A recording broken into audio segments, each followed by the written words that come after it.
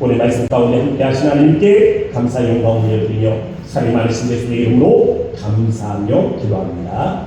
아멘. 할렐루야. 네, 오늘도 이렇게 예배 자리에 나오신 우리 모든 성도님들을 환영하고 축복합니다. 우리 이 시간에 옆에 계신 분들에게 함께 인사하면서 말씀을 시작했으면 좋겠습니다. 환영합니다. 사랑합니다. 축복합니다.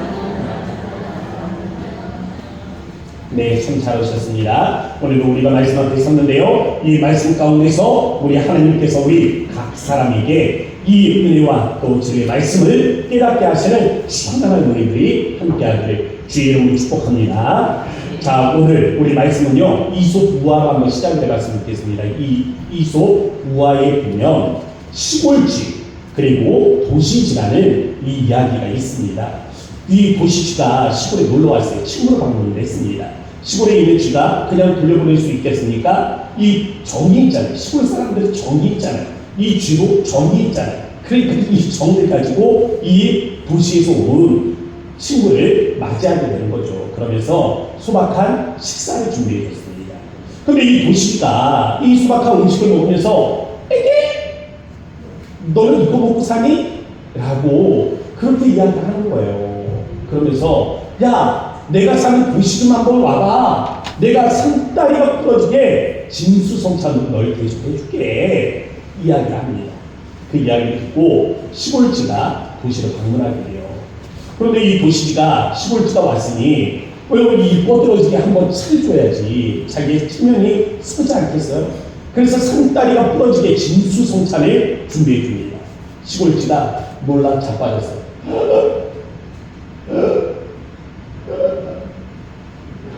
너무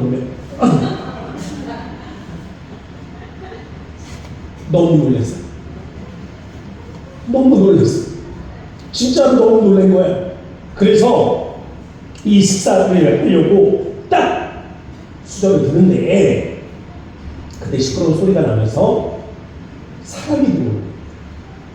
그러면서 사람들이 쥐를 내쫓기 시작한 거예요. 아이고 이게 뭐야? 아이고 이놈들 언제 들어왔어? 이 쥐들이 혼비 백산이 돼가지고 둘이 그냥 나 살려라 하면서 도망을 가는 거예요. 근데 거기서 끝나는 게 아닙니다. 이번에는 고양이가 쫓아가요. 이번에는 개가 쫓아가요. 시골쥐가 도시 한번 왔다가 죽을 뻔하고 돌아가는 거죠. 그러면서 이야기를 합니다. 나는 진수성찬에 내 목숨을 거느니 차라리 시골에서 소박하고 안전한 음식을 먹으면서 사네. 그러면서 돌아갔다는 겁니다. 저는요, 오늘 말씀을 나누면서 우리가 이 땅의 진수성찬을 위해서, 이 땅에서 오는 진수성찬을 위해서 과연 우리가 포기하고 사는 것은 없는지 말씀을 통해 우리 자신을 바라보고, 또 이 땅의 진수성찬을 위해서 정말 이 땅에서의 참 자유를 잃어버리며 살고 있는 그 사람들을 우리가 불쌍히 여기는 마음으로 함께 기도하는 이 시간이 되었으면 합니다. 그래서 첫 번째 말씀의 제목은 네가 왜 거기서 나와? 네가 왜 거기서 나와? 제가 이 말씀 제목을 지으면서요, 참 재밌었어요. 저 자신이 좀 재밌었습니다. 네가 왜 거기서 나와? 예, 많이 들어본 이름이죠. 신명기 14장에 보면 하나님이 금하신 음식이 있습니다. 먹지 말라고 금하신 음식이 있어요. 우리는 이 복음으로 인해서, 예수님을 인해서 이 음식에 대한 구애를 받지 않습니다. 그런데 여전히 유대인들은 이 신명기 14장 말씀 그리고 출애굽기 말씀들을 통해서 여전히 이 제한적인 음식들을 먹고 있는 것을 볼 수가 있어요. 일단 신명기 말씀에 보면 이 음식을 먹을 때, 특별히 고기를 먹을 때 피째 먹지 말라라고 말씀을 하셨습니다. 피에는 생명이 있기 때문이죠. 그래서 피를 유대인들은 싹 다 빼면서 먹는데, 유대인들 이 육류를 추구하는 사람을 가리켜서 코셔라고 부릅니다. 코셔. 이 코셔라고 부르는데, 이 음식에 보면 영어로 코셔라고 새겨진 이 도장을 찍힌 그러한 음식들이 있어요. 이게 뭐냐면 고기인데 피를 싹 다 뺐다. 피를 싹 다 뺐으니까 걱정하지 말고 먹어라 라는 이 마크가 코셔 인증이에요. 그래서 예전에 보면 이 맥도날드가 이스라엘에 들어갈 때 한동안 애를 먹은 적이 있습니다. 왜냐면 이 코시의 인증 때문에. 이 햄버거를 만들려면 이 햄버거를 고기로 만들잖아요. 이 피를 싹 다 빼고, 그래서 이제는 피가 없다라는 걸 인증을 해야 이스라엘 사람들이 마음 놓고 먹을 수가 있는데, 이 코시의 인증 때문에 한동안 어려움을 겪은 그때가 있었습니다. 더불어서 이스라엘에는요, 치즈버거가 없대요. 이 치즈버거가 없는 게, 이 신명기 14장 말씀에 보면 어떤 말씀이 있냐면, 어미의 저주로 새끼 염소를 삼지 마라 라는 말씀이 있습니다. 이 잔인하게 어미의 이 염소의 이 저주로 그 새끼를 삶아 먹는 것은, 아니 어미의 저주의 새끼를 기르는 것인데 그 저주로 삶아 먹는 것은 잔인하니까 하나님께서 그것을 하지 말라고 금지하신 거란 말이에요. 그런데 치즈는 뭘 만듭니까? 우유로 만들죠. 그러면 우유로 만드니까 이 유대인들은 우유와 더불어서 고기를 같이 먹지 않거든요. 그러니까 치즈버거를 먹지 않는 거죠. 그래서 치즈버거가 없다는 거예요. 이렇게 유대인들에게 어울리지 않는 파티가 있거든요. 우리는 많이 하지만 유대인들은 하지 못하는 파티가 있습니다. 삼겹살 파티. 왜냐하면 이 신명기 14장 말씀에 보면 굽이 갈라진 음식들은 이 동물들을 먹을 수가 있습니다. 정렬에. 그런데 되새김질을 하지 않으면 부정한 동물이 돼요.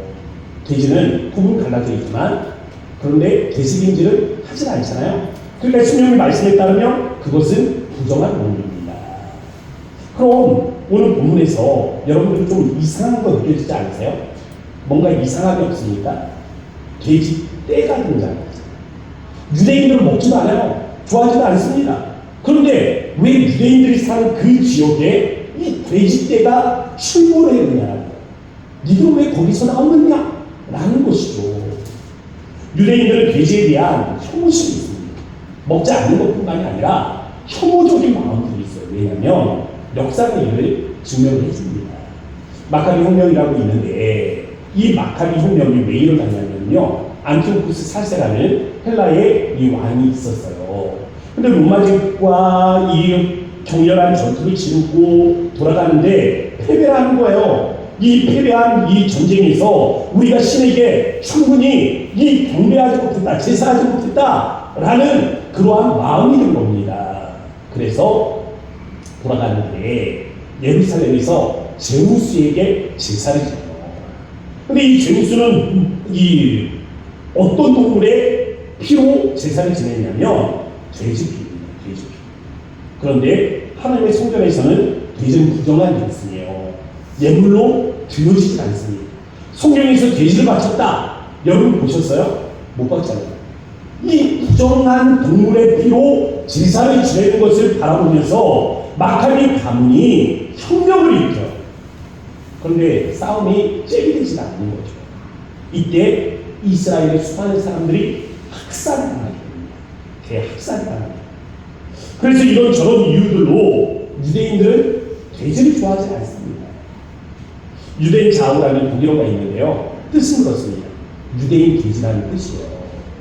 그림, 여러분들 앞에 보시는 이 그림을 보면요, 20세기 중반입니다. 몇몇 기독교 단체하고 가톨릭에 속한 사람들이 유대인들을 경멸하는 마음으로 만든 조각상이에요. 왜요? 지금 이 조각상이 좀 깨져가지고 잘은 여러분들 분별이 안 될 줄 몰라요. 어떤 모습이냐면 이 지금 유대인들이 돼지에 젖을 빨고 있는 장면입니다. 참 기괴하죠. 기괴해요.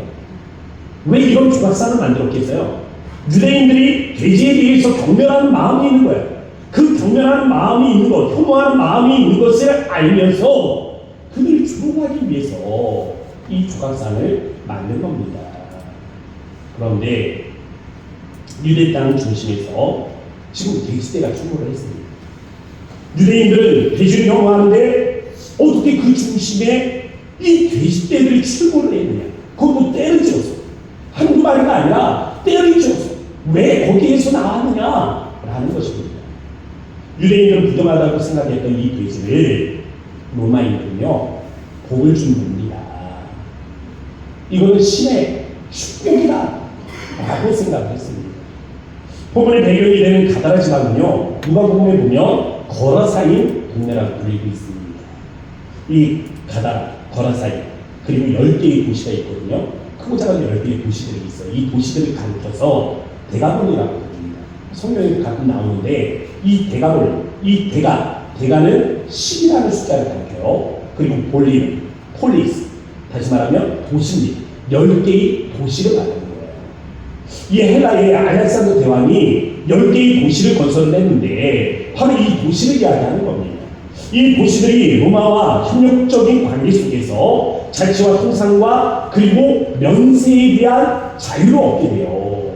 그러면서 도시들이 하나같이 로마의 환심을 얻기 위해서 서로 앞다퉈서 이루는 일들이 있습니다.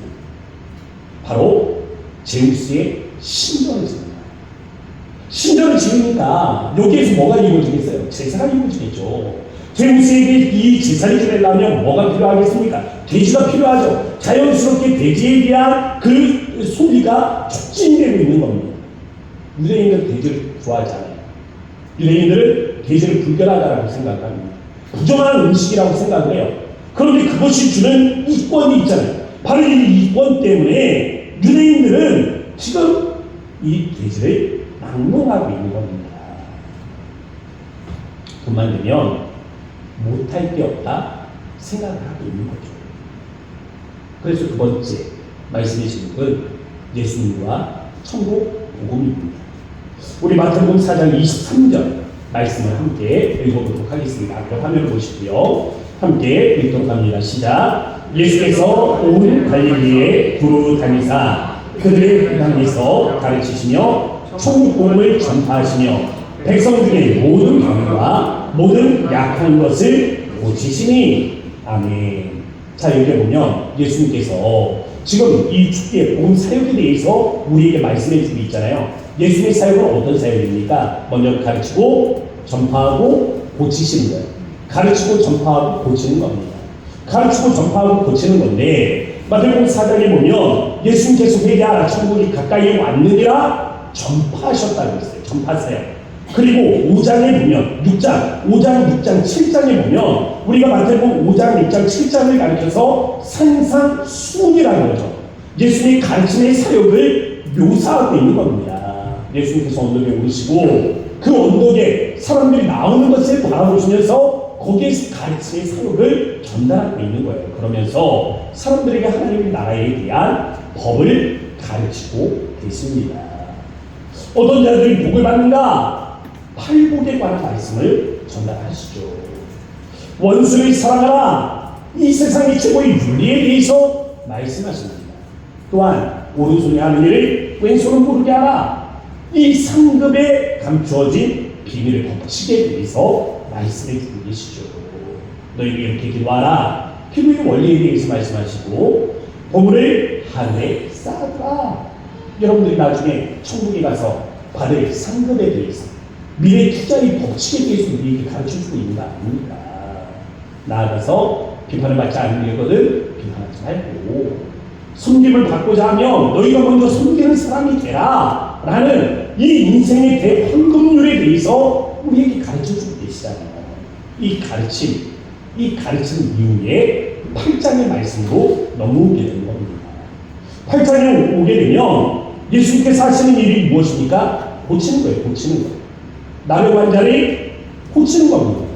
백부장의 하인을 고치는 거예요. 많은 사람들을 고치는 겁니다.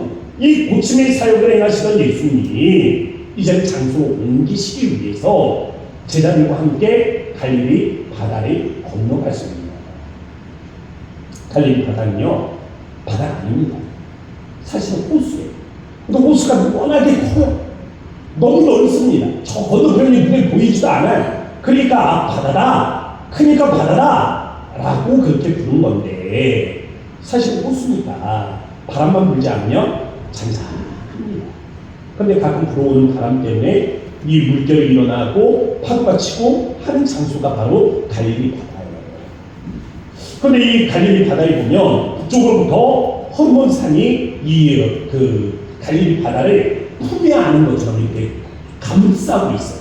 마치 공풍으로 이렇게 쫙 휘감아 놓는 듯이 그렇게 감싸고 있습니다.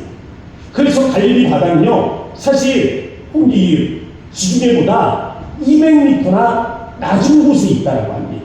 그런데 이 지중해 바닷물이 넘쳐 흐르지를 않는 이유가 뭐냐면 해발이 2,800m 이 큰 산이 이 갈릴리 호수를 휘어 감싸고 있기 때문에 그런 거예요.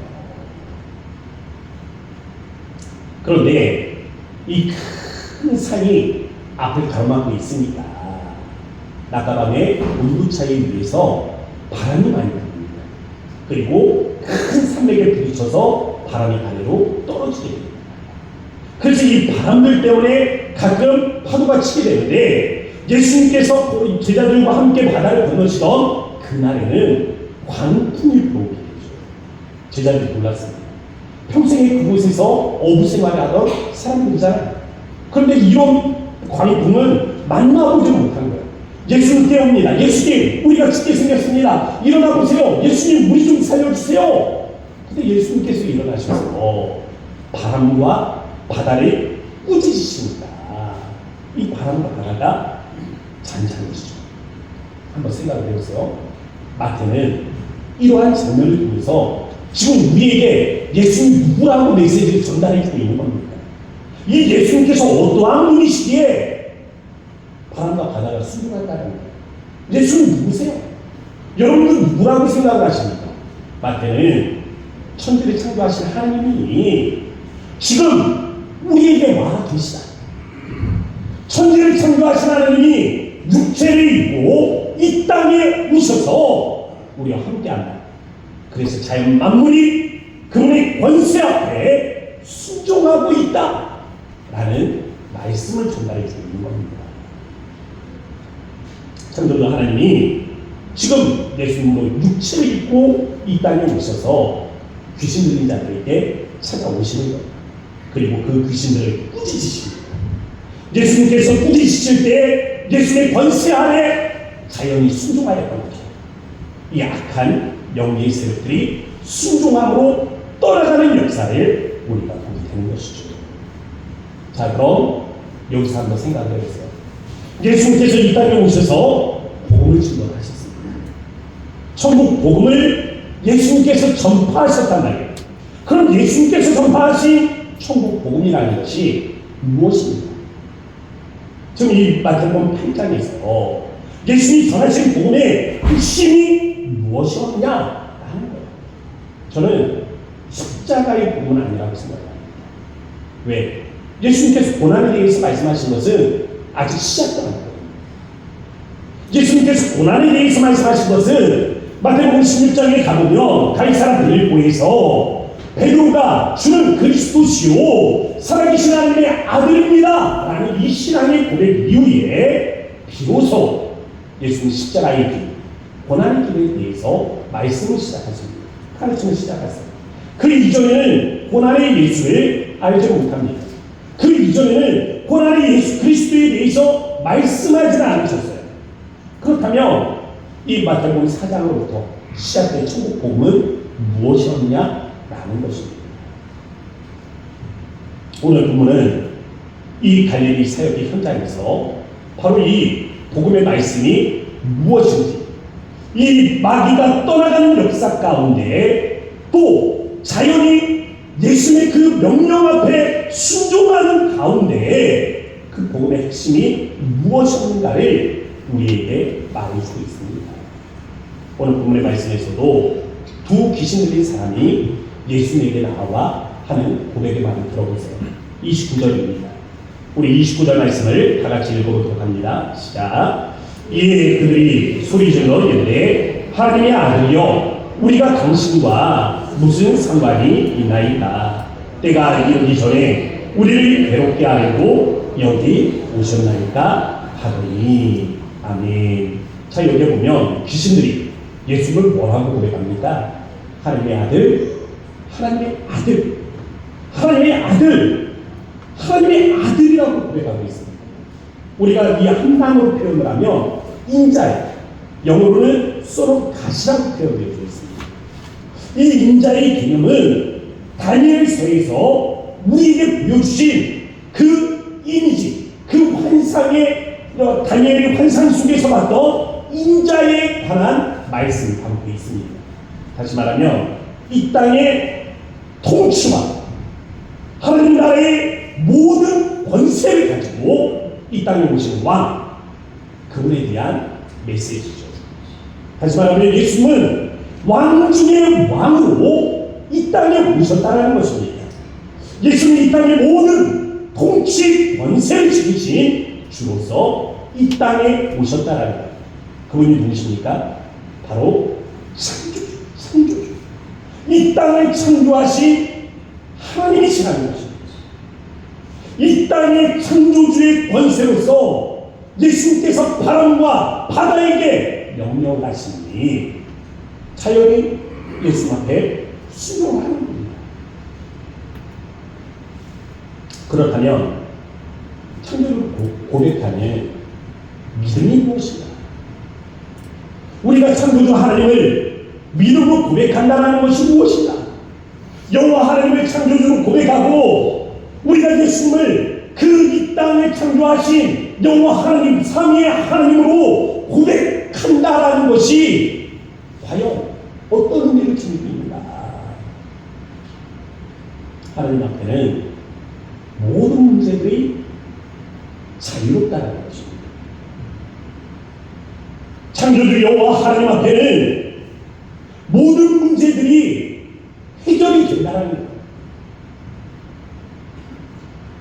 현대인들이 돈을 추앙하는 이유가 뭡니까?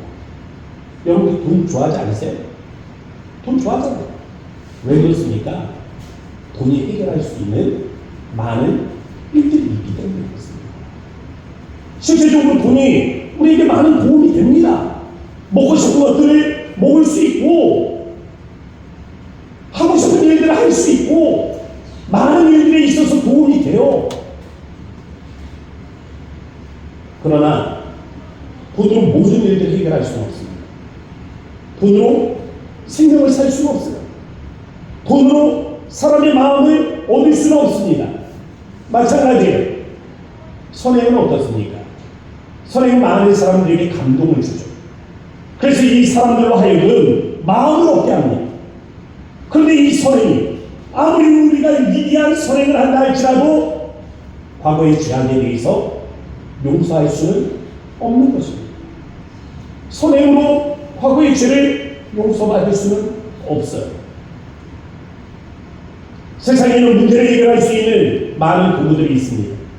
돈과 권력과 사랑과 선행과 봉사와 의료기술과 과학기술, 많은 것들이 우리가 이 땅을 살아가는 데 있어서 많은 문제를 해결할 수 있는 도구가 됩니다. 그런데 딱 거기까지입니다. 딱 거기까지입니다. 이런 수단들이 해결할 수 있는 문제는 굉장히 제한적인 것이에요. 땅의 것으로는 땅 밖을 벗어날 수가 없습니다. 그러면 예수는 다르죠. 예수는 세상의 모든 문제에 대해서 우리를 자유케 하시는 분이십니다. 왜? 그분은 창조주 하나님이시기 때문에. 예수님은 이 땅을 창조하셨기 때문에 그렇습니다. 모든 이 땅의 권세가 예수님의 무릎 앞에, 예수님의 권세 앞에 무릎을 꿇을 수밖에 없는 이유는 그분은 창조주 하나님이시기 때문에 그렇습니다. 하나님의 아들 예수 그리스도가 지금 이 땅에 임재해 오셨습니다. 창조주 하나님께서 육체를 입고 이 땅에 오셨습니다. 그러면서 우리에게 주신 첫 번째 메시지가 무엇입니까? 하나님의 나라가 너희에게 가까이 왔다. 봐라! 천지를 창조하신 하나님이 지금 육체를 입고 너희 앞에 있다. 봐라! 하나님의 나라의 권세를 가지고 내가 왔다. 나를 봐라! 하나님의 나라가 너희에게 이처럼 가까이 와 있다. 예수님 우리에게 가르쳐주신 첫 번째 메시지. 땅의 것만 생각하면 하늘의 영광을 얻을 수가 없습니다. 땅의 것으로는 땅의 문제밖에 풀지도 못해요. 땅의 이익만을 생각하면 예수가 주는 영적인 유익을 얻을 수가 없습니다. 그래서 세 번째, 결박과 자유의 갈림길에 우리가 서 있다는 것입니다. 이 갈림길에 서 있다. 오늘 본문에 등장하는 두 사람이 있죠. 그들은 병들었습니다. 그들은 육체가 아니라 영적으로 병들어 있어요. 그러나 악한 영에게 굴복을 당했습니다. 스스로는 이 악한 영에서 빠져나올 힘을 가지고 있지 않아요. 그들은 사람들에게 부정하다 여겨졌습니다. 그래서 공동체에서 쫓겨났어요. 사람들은 그들을 결박했죠. 묶어두었습니다. 이 무덤 밖으로 나아가지 못하도록, 이 무덤 안에 가두어두기 위해서 사람들은 이 두 사람을 결박했단 말이에요. 마찬가지입니다. 사단은 그들의 영혼을 결박했어요. 어둠에 가두어두기 위해서, 이 영적 어둠에 가두어두기 위해서 악한 영의 세력들은 이 두 사람을 결박해두고 있습니다. 사람들도 마귀도 모두 그들을 결박하여 가두어두려 하던 그때 예수님께서 그들에게 다가오신 것입니다. 예수는 오늘 결박된 사람들에게 진정한 자유를 주셨어요. 그들은 사람들에게 결박되고 악한 영에게 결박되었지만 예수님을 만났고 그래서 자유함을 누리게 되었습니다. 그런데 문제는 그 주변에 있는 증인입니다. 여기에 지금 두 무리의 증인이 있다는 사실을 우리가 바라봐야 합니다. 하나는 제자예요. 또 하나는 대지를 물던 목동이고 그들의 증인이고 그 시내에 있던 수많은 무리들입니다. 문제는 이 목격자들이죠. 돼지떼를 치던 사람들이 있습니다. 또 주인들이 돼지떼가 물살을 타겠다는 이야기를 듣고 또 예수님을 찾아왔습니다. 만나기 위해서 왔어요. 또 경제 공동체로 묶여진 사람들이 있습니다. 이 돼지 상업을 통해서 이익을 얻고 있는 많은 마을 사람들이 있단 말이에요. 그들이 지금 예수님을 만나기 위해서 왔습니다. 그리고 하는 말이 무엇입니까? 즉시 우리 마을에서 떠나가라는 겁니다. 예수님 여기 있지 말라는 거예요. 왜? 그들은 돼지를 잃고 싶지 않았던 거예요. 돼지를 빼앗기고 싶지 않았던 겁니다. 혐오하고 증오하지만 부정하다고 생각하지만 돼지가 주는 유익이 있다는 것을 알기 때문에 그들이 이 돼지를 빼앗기고 싶지 않았던 거예요. 예수님이 오신 이유는 자유를 주기 위함이에요. 결박되었던 두 사람에게 자유를 주기 위해서 예수님이 오셨어요. 그들뿐만이 아니라 이곳에 있는 수많은 무리들에게 자유를 주기 위해서 예수님이 오셨지만 정작 사람들은 이 땅에서 이 이익을, 이 이권을 빼앗기기 싫어하던 사람들은 정작 예수님을 배척하자 밀어내고 있는 것입니다. 마태복음 4장 이후에 예수님 천국 복음을 전파하십니다. 천국 복음 또한 천국에 관한 말씀을 가르치세요. 사람들을 고치십니다. 영으로 육으로 병든 사람들을 고치시며 그들의 문제를 치유하세요. 그때마다 예수님께서 데리고 다니시는 핵심적인 증인들이 있습니다. 바로 제자들. 왜 그렇습니까? 제자들은 교회의 시작이죠. 제자들을 통해서 교회가 시작이 되잖아요. 이 제자들을 통해서 교회가 시작될 것이기 때문에 예수님은 제자들을 데리고 다니시면서 말씀을 가르치시고 천국 복음을 전파하시고 또한 고침의 사역들을 보여주시는 것입니다. 왜? 교회 안에서. 예수님이 교회 안에서 천국 복음이 전파되기를 원하시고 이 교회 안에서 천국에 관한 말씀이 가르쳐주기를 원하십니다. 이 교회 안에서 계속해서 치유의 사역을 이루어 가시기 위함입니다. 그래서 제자들을 데리고 다니시면서 이러한 일을 보여주신 것입니다. 제자들을 통해서 교회는 시작되었습니다. 그러나 끝은 아닙니다. 오늘 우리를 통해서 교회는 계속되고 있잖아요. 이 교회를 통해 예수님께서는 계속해서 천국 복음이 전파되기를 원하며 가르쳐주기를 원하고 이곳에서 회복, 곧 하나님의 치유의 역사가 일어나기를 원하신다는 것입니다. 그러나 여전히 이 시대를 한번 생각을 해보세요. 예수님을 거부하고 있습니다. 마치 가난하지만 바로 이 사람들이 행했던 거죠. 이 나라 이 민족에게도 예수가 찾아왔어요. 복음이 찾아왔습니다. 자유를 주기 위함이었어요. 이 나라가 결박되어진 것에 자유를 주기 위해서 복음을 찾아왔습니다. 이 나라가 어떤 나라입니까? 이 민족이 어떤 나라입니까? 결박되었던 나라 아닙니까? 묶였던 민족 아니에요? 우리는 멜세의 침략을 받았습니다. 일제로 인해 우리 자유는 강탈이 되었어요. 빼앗겼습니다. 묶였어요. 사람들이 귀신들이 두 사람을 무덤에 묶어두려고 했던 것처럼 이 민족은 결박되었던 민족입니다. 그러나 복음이 찾아왔어요. 자유를 주기 위함입니다. 육적인 자유뿐만이 아니라 영혼의 참된 자유를 주기 위해서 복음을 찾아왔어요. 그러나 오늘을 바라보십시오. 사람들은 예수를 거절합니다. 예수를 거부하는 저의 이유가 무엇입니까? 여기 땅에 있습니다. 땅에 이권에 있는 거예요. 이익에 있는 거예요. 그릇대로 혐오하던 돼지지만 그 돼지가 돈을 벌어준다고 하니까 유대인들이 지금 그 부정하다 생각하는 그것을 때로 피우고 있잖아요. 이 나라가 어떻습니까? 똑같아요. 즐거움을 빼앗기기 싫고 이권을 빼앗기기 싫고 금전적으로 손해보기 싫고 이 땅에 주어진 유한한 시간 기와 100년이라는 그 시간에서 단 1분 1초도 빼앗기기 싫어서 그들은 예수를 거절하게 된 것입니다. 땅에 결박된 듯이 하늘의 자유를 포기하고 있는 거예요. 현재라는 이 시간이 결박되는 대신 영생의 자유를 포기하고 있는 겁니다. 자기들 무엇을 포기하고 있는지도 아마 모를 거예요. 당장의 이익을 위해 그들은 예수님을 거절하고 있는 것입니다.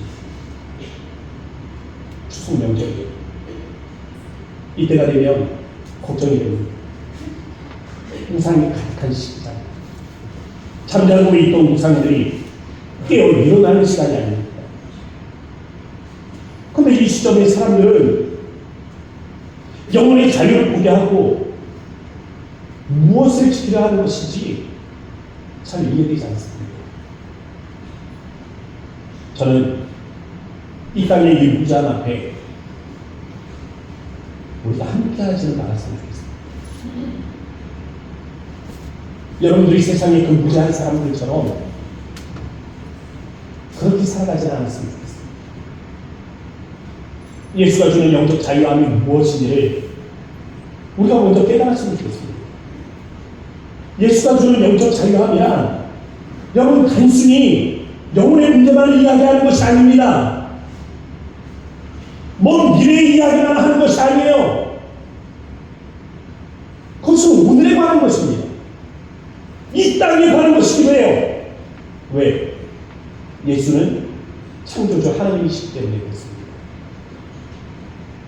그걸 알지 못하니까 땅의 것이 땅의 문제를 풀어줄 수 있다라고 생각을 하면서 풀려고 애는 쓰는데 답은 없는 거예요. 답은 찾지를 못하는 겁니다. 바로 이러한 무지함에 우리가 함께해서는 안 된다는 것이죠. 추석입니다. 우리가 먼저는 이 자유함을 깨닫고 또 이 땅에 무지한 사람들, 그 무지한 사람이 우리 가족 중에 한 사람일 수도 있어요.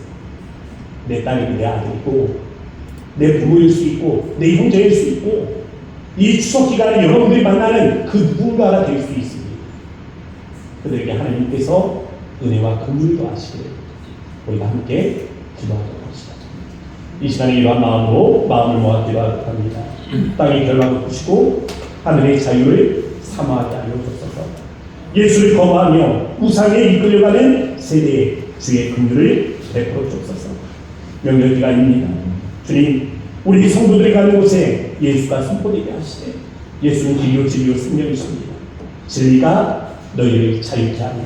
오직 예수가 우리를 자유케 할 수 있는 분이심을 우리가 바라보면서 하나님 이 땅의 수많은 문제들로 고민하는 사람들, 그들에게 예수가 답이 될 수 있는 이 명절 기간이 되었으면 좋겠습니다. 우리 여러 가지로 말씀을 기억하시면서 우리 주의 이름 한번 붙이고 칼자만 기도하고 갑니다. 주여, 아버지 하나님 감사합니다. 우리가 주님의 하나님에 나와 예배하는 이 시간, 하나님께서 우리 하나님을 기도하시고 저희 하나님을 하나님 말씀 앞에 아버지 우리 하나님 나아가게 돌아오니 창조의 주가 되시는 여호와 하나님을 우리가 바라보며 아버지 육체를 입고 이 땅에 오신 주님을 하나님 우리가 기억할 수 있도록 인도하여 주시기 바랍니다. 그래야 하나님 우리가 주님의 하나님을 기도할 때 아버지 이 땅에 하나님 수많은 사람들 아버지 영적인 하나님 포기하며 아버지 이 땅에 하나님 순간적인 이익들을 쫓아 아버지 나아가는 수많은 목매의 하나님의 영혼들을 바라보며 그들에게 하나님의 은혜가 임하기를 주여 그들에게 하나님의 지혜 은혜와 긍휼이 임하기를 원하는 마음으로 기도할 때 우리 하나님의 참 자유의 은혜를 더하시고 이 영적 하나님의 은혜를 주시면 우리 이 시간을 낼 수 있도록 인도하여 주옵소서.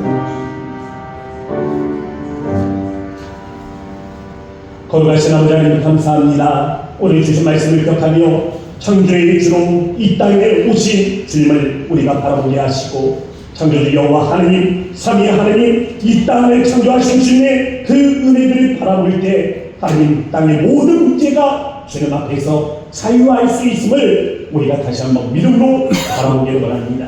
이 땅에 묶여있는 많은 사람들을 만나보게 될 때 하나님 그리하여 땅에서 고민하며 땅의 문제들로 하나님 정말 괴로워하는 인생들을 만나게 될 때 하나님 예수가 우리의 답이 되어 주심을 바라보며 많은 이들에게 도움 되시는 예수 그리스도를 증거하는 우리 모든 성도들이 될 수 있도록 인도하여 주소서. 오늘 이 추석 명절 앞두고 예배하는 모든 성도들에게 하나님께서 영적 지혜를 더하시고 또 가족들을 만나기 위해서 오고 가는 발걸음에 안전을 더하시며 하나님 저들을 통하여 예수가 드러나는 이 거룩한 시간이 될 수 있도록 하나님께서 동행하여 주옵소서.